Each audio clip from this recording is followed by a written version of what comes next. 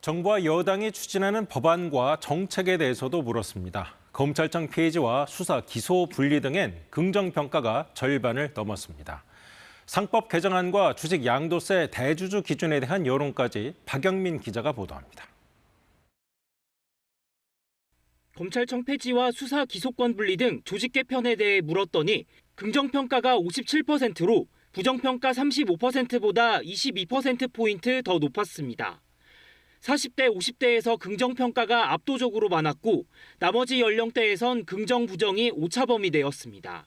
2030년까지 수도권에 135만 호 주택을 착공하겠다는 97 부동산 대책에 대해선 부동산 시장 안정에 도움이 될 것이라는 응답이 더 많았습니다. 소액주주의 의결권 강화 등을 담은 상법 개정안에 대해선 긍정 58, 부정 29%로 긍정평가가 2배 정도 많았고 파업에 대한 기업의 손해배상 청구 제한 등을 담은 노란봉투법에 대해선 긍정과 부정평가가 오차범위 되었습니다.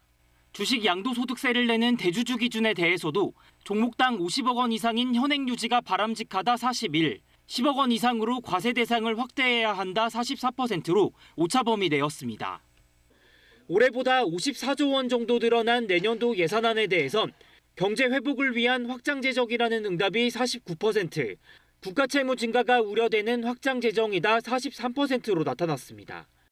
전국민 민생회복 지원금에 대해선 긍정평가 54, 부정평가 43%로 조사됐습니다.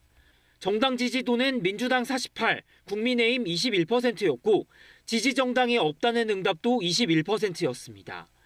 지난달 8.15 특집 여론조사와 비슷했습니다. 이번 여론조사는 KBS가 한국리서치에 의뢰해 지난 8일부터 10일까지 사흘간 전국 만 18살 이상 남녀 1000명을 전화 면접 조사했고 표본 오차는 95% 신뢰 수준에 플러스 마이너스 3.1%포인트입니다. KBS 뉴스 박영민입니다.